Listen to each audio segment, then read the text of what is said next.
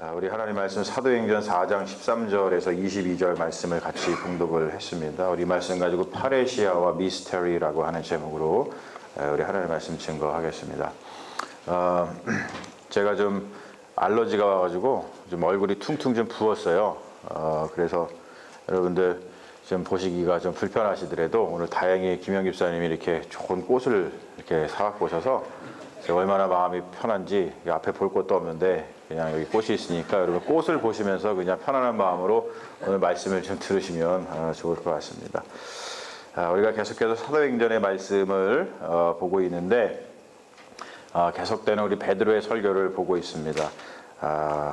이 오순절 순례자들을 향해서 베드로가 설교를 한 것을 우리가 알고 있죠. 그리고 나서 우리 지난주에 살펴봤던 말씀은 성전으로 기도하러 가다가 이제 나면서부터 걷지 못하게 된 그 보행 장애자를 치유해 주는 그런 사건을 통해서 성전에서 이제 또 이렇게 성전에 온 모든 사람들한테 하나님의 말씀을 전하는 설교하는 베드로와 또 요한의 모습을 우리가 보게 되죠.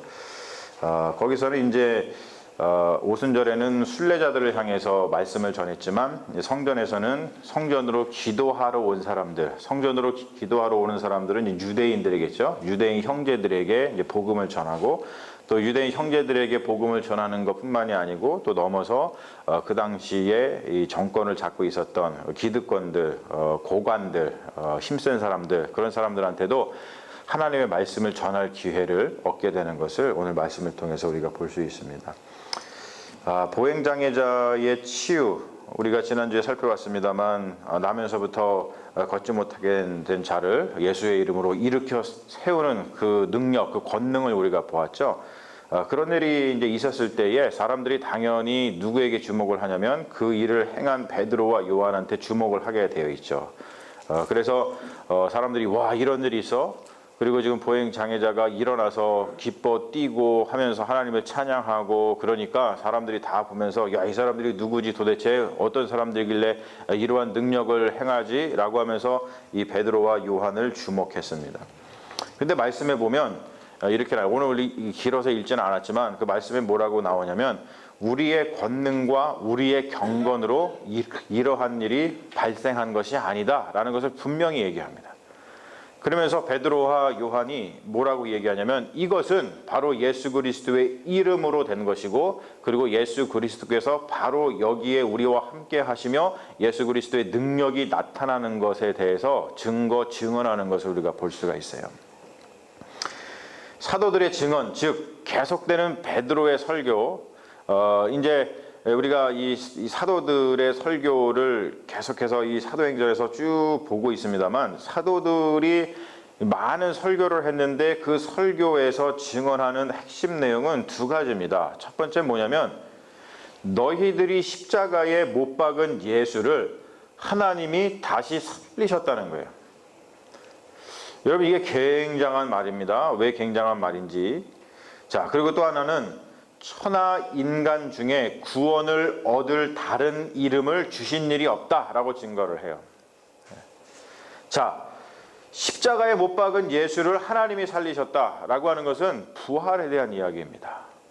그리고 부활은 예수님에게만 그치는 것이 아니라 예수님 안에 있는 모든 사람들은 다 예수님처럼 부활하게 된다라는 그러한 증언을 하고 다녔어요. 그리고 우리가 잘 알고 있는 말씀이죠. 천하 인간 중에 구원을 얻을 다른 이름을 주신 일이 없다. 우리가 이걸 가지고서 Only Jesus 뭐 이렇게 하면서 찬양하고 외치고 그럽니다. 근데 그 Only Jesus라고 하는 말, 천하에 다른 이름이 없다. 예수 이름 외에는 다른 구원할 이름이 없다라고 이야기하는 그 본뜻이 뭐냐면 배타적인 것이 아닙니다. 사람들을 배타적으로다가 예수를 믿지 않으면 구원을 받지 못해 이런 말이라기보다는 더 중요한 말을 하고 있습니다. 뭐냐면 새로운 질서, 새로운 세상이 예수 그리스도를 통해서 우리에게 지금 와 있다라고 하는 말이에요. 여러분, 이게 굉장히 중요한 뜻입니다. 이렇게 증언하고 있는 사도들의 증언을 특별히 누가 싫어했냐면 사두개인들이 싫어했어요. 사두개인은 그 당시에 바리새인과 합쳐가지고 그 당시 이 유대인들을 이끌고 있던, 유대 민족을 이끌고 있었던 그 지도자들입니다. 근데 이들은 부활을 믿지 않았어요. 부활을 믿지 않은 것을 더해서 구약 성경 중에 모세 오경만 인정했던 사람들입니다. 그리고 이 사람들은 기득권자들이었어요. 자기들이 모든 정권과 힘을 가지고 그 사회의 이 고위층으로서 살아가고 있었습니다. 그런데 예수의 제자들, 사도들이 무슨 얘기를 하냐면 예수 그리스도를 통해서 새로운 세계가 왔다 라는 복음을 전하니까 당연히 누가 싫어하겠어요? 기존의 세계에서 힘을 잡고 있었던 기득권 사람들이 싫어하겠죠. 그래서 이들이 어떤 일을 하냐면 말씀에 의하면 이들이 공의회를 엽니다. 고관들이 다 모여가지고 정권을 잡은 사람들이 모여서 공의회를 열어요. 그래서 뭔가를 결정을 하죠. 그리고 사도들을 위협을 합니다. 위협을 해서 뭐라고 이야기하냐면 도무지 예수의 이름으로 말하지도 말고 가르치지도 말라라고 하는 위협을 하면서 그냥 풀어줍니다. 자, 여러분 보세요.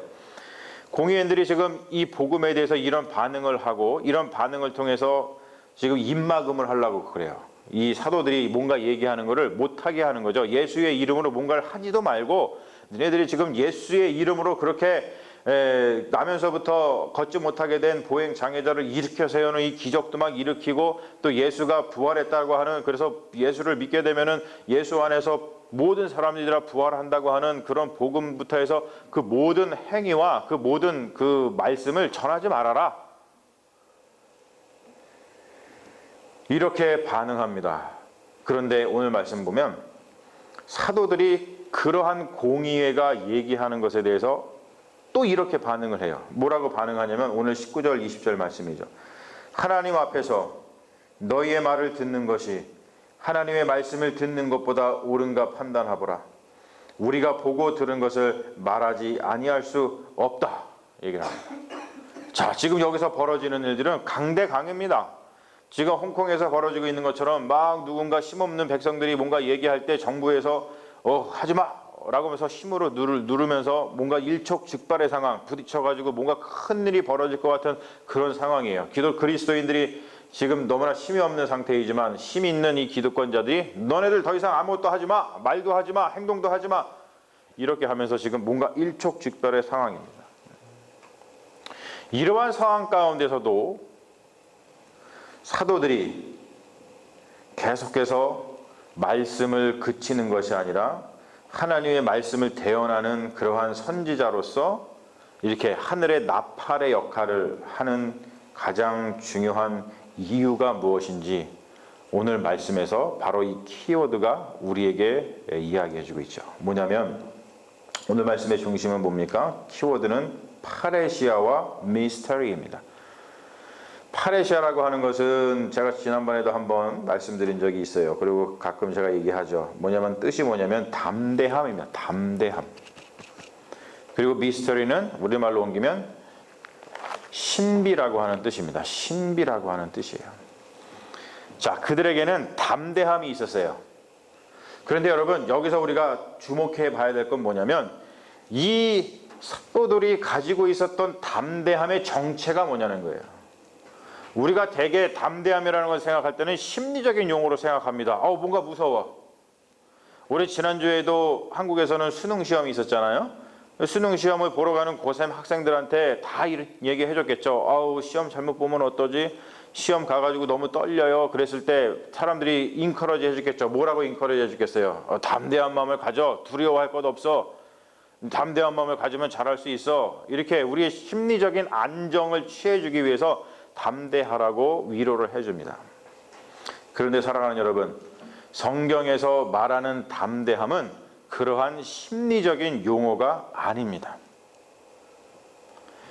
사도들이 담대하게 나아가서 얘기할 수 있었던 이유, 사도들이 이 마음속에 정말로 담대함을 가질 수 있었던 이유는 뭐 때문이냐면 다른 세상을 경험했기 때문에 거기서 나오는 자연스러운 증언이었던 거예요. 다른 세계를 경험했다. 이들은 예수 그리스도의 부활을 경험했습니다. 이거는 그 전에 있었던 일이 아니에요. 완전히 우리가 생각했던 그 세상과 다른 세계죠. 완전히 다른 세계입니다.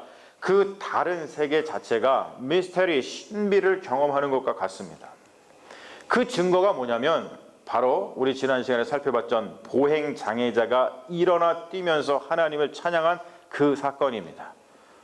증거가 거기 있다는 거예요. 다른 세상이 여기에 임해서 완전하지 못했던 뭔가 하나님 은혜 안에 있어야만 하는 그러한 사람들이 새롭게 된 그 회복의 역사가 일어나는 것을 보면서 우리는 지금 다른 세상에 와 있다. 우리는 지금 다른 세상을 경험했다. 다른 세상이 지금 우리에게 와 있기 때문에 그 세상을 받아들여야 된다는 이 복음이 이 사도들의 입을 통해서 증언되고 있다는 것이죠. 이 말씀을 여러분 구약에 있는 말씀과 한번 이렇게 매치해서 생각을 해보면 우리 여호수아서를 보면은 여호수아가 가나안 땅에 이제 입성을 하면서 가나안 땅에 살고 있는 부족과 전쟁을 벌이게 됩니다. 그런데 우리가 잘 알다시피 여호수아 1장에 보면 여호수아가 어떤 마음을 가져요? 전쟁을 앞두고 두려운 마음을 갖습니다. 여호수아가 두려운 마음을 가질 때 하나님께서 여호수아를 뭐라고 위로해 주세요? 두려워하지 말아라. 담대한 마음을 가져라. 라고 이야기를 해줍니다. 근데 우리도 이것을 보면서 이렇게 생각해요. 이것이 심리적으로 안정을 취해주기 위해서 하나님이 여호수아에게 그렇게 말씀하시는구나. 이걸 자꾸 우리가 심리적인 용어로다가 생각을 하는 경향이 있습니다. 하지만 여러분 제가 한번 여쭤보죠. 여호수아가 그러한 두려움을 이겨내고 담대하게 나아갈 수 있었던 결정적인 그 이유는 무엇입니까? 무엇을 경험했기 때문에 그래요?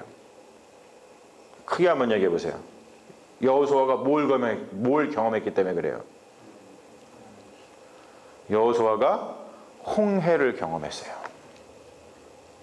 그리고 여호수아가 광야에서 하나님께서 불기둥과 구름기둥으로 인도하시는 것과 만나와 메추자기로 먹이시는 그 하나님의 또 다른 세계, 하나님 나라의 그 은혜를 여호수아가 경험했기 때문에 이 앞에 지금 전쟁을 해야 되는 그 상황에 심리적으로 안정한 게 아니라 또 다른 세계를 경험했기 때문에 그는 담대한 마음을 가질 수 있었다는 겁니다.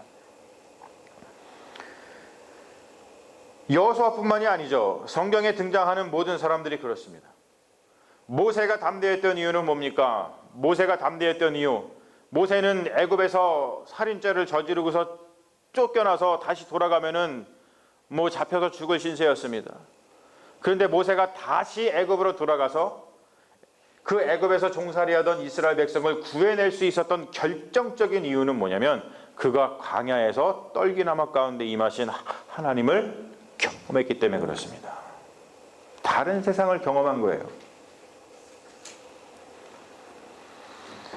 우리가 사도행전을 돌아보면서 계속 보게 되겠지만 스데반도 마찬가지입니다. 스데반이 담대하게 나가서 복음을 전할 수 있었던 이유는 뭐냐면 그가 하늘이 열리고 빛이 그에게 오는 또 다른 세상을 경험했기 때문에 그렇습니다. 사도행전의 말씀은 결국 사도 바울의 선교 활동으로 가고 사도 바울의 이야기로 끝나게 됩니다만 우리가 사도행전에 등장하는 사도 바울의 이야기를 통해서 알 수 있는 것도 뭡니까? 그가 그렇게 힘들고 어렵고 죽을 고비를 넘기면서 그리고 믿음의 경주를 끝까지 달릴 수 있었던 그 이유는 뭐냐면 그가 다메섹 도상으로 가다가 하늘에서 빛을 보고 또 다른 세상을 경험했기 때문에 가능했던 거예요. 사랑하는 여러분, 이러한 경험들은 우리가 억지로 만들어낼 수 있는 것은 아닙니다. 흥부와 놀부의 이야기를 아시죠? 똑같은 일을 했는데 흥부는 복을 받고 놀부는 벌을 받습니다. 그 차이가 어디에 있습니까? 흥부는 생명을 향한 순전한 마음을 가지고 그 일을 행했어요. 그런데 놀부는 욕심이 나서 탐욕 때문에 그 일을 행했습니다. 순전한 마음을 가지고 생명에 대한 경외심을 가지고 한 흥부에게는 복이 임했지만 욕심을 가지고서 그 일을 한 놀부에게는 벌이 임했어요. 그 말은 뭐냐면 하나님을 향한 순전한 마음이 우리를 바로 이러한 경험, 다른 사람들이 경험하지 못하는 새로운 세상에 대한 그 경험으로다가 우리를 이끌어 준다는 것입니다. 여러분, 우리가 지난주에 같이 비전도 쉐어하고, 그리고 또 우리 임원회를 통해서 또 교회의 중요한 안건들도 내놓고 결정하고 그랬습니다. 그런 것들을 나누면서 우리가 이런 생각할 수 있어요. 와, 우리가 저런 일을 어떻게 하지? 이런 것이 가능한가? 우리에게는 자연스럽게 두려움이 몰려듭니다. 하지만 여러분, 제가 여러분들한테 심리적으로 잘 될 거라고, 걱정하지 말라고, 두려워하지 말라고 이런 위로의 말씀을 드릴 수 없습니다. 대신에 저는 이 말씀으로다가 여러분들을 위로하기를 원합니다. 바로 뭐냐면, 우리는 예수 그리스도를 완전히 우리 안으로다가 가지고 들어와서 우리 안에 정말 삼켰다는 그 표현이 참 좋은데, 삼키고 있습니까? 예수 안에서 일어난 구원 사건을 우리가 정말로 경험하고 나면 우리의 삶 자체가 신비로 가득 차게 되어 있습니다. 신비로 가득 찬 삶은 담대해지는 것이 당연한 결과예요. 당연한 결과입니다. 여러분, 우리가 담대한 마음으로 뭔가를 해나가고 담대한 마음으로 하나님께서 우리에게 주신 비전을 이루어 나갈 수 있는 것은 우리가 심리적으로 위로를 받기 때문이 아니라 우리가 예수 그리스도 안에서 바로 저 십자가 위에서 일어난 하나님의 놀라우신 구원의 경험을 완전히 다른 세상을 맛보아 알았기 때문에 가능할 수 있다는 거예요. 사랑하는 여러분, 여러분들의 삶 가운데 그러한 일들이 일어나기를 주님의 이름으로 축원합니다. 그럴 때 우리가 심리적인 위로를 받는 게 아니라 정말로 담대한 마음을 가져서, 그렇구나, 우리도 믿음의 선진들처럼 그 일을 그냥 담대한 마음으로 해낼 수 있구나 라고 하는 그 믿음의 고백을 통해서 우리의 발걸음이 하나님 나라를 향해서 담대하게 나아가게 될 줄로 믿습니다. 이러한 하나님의 은혜가 우리 모두에게 가득하기를, 이러한 담대함과 이러한 신비가 가득한 그러한 우리의 삶이 되기를, 우리의 신앙생활이 되기를 주님의 이름으로 간절히 축원합니다. 아멘. 우리 잠시 기도하겠습니다.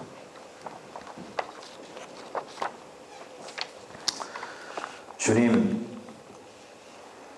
우리는 사도들처럼 담대한 마음을 갖지 않을 수 없습니다. 그리스도의 존재가 나를 삼켜버렸고 내가 그리스도의 존재를 삼켰는데 어떻게 우리가 담대해지지 않을 수 있습니까? 담대하려고 마음먹어서 담대한 게 아니라 담대함은 우리의 존재가 내뿜는 힘입니다. 담대하게 나가서 하나님의 큰 일을 행할 때 우리는 신비를 경험할 수밖에 없습니다. 십자가 위에서 발생한 일 자체가 신비입니다. 우리는 그 신비 안에서 새롭게 탄생한 신비한 존재들입니다. 주여, 담대함과 신비 안에서 우리의 존재를 풍성하게 하옵소서. 그 무엇도 우리의 존재를 무너뜨릴 수 없습니다. 우리는 주님의 것이기 때문입니다. 예수 그리스도의 이름으로 간절히 기도합니다.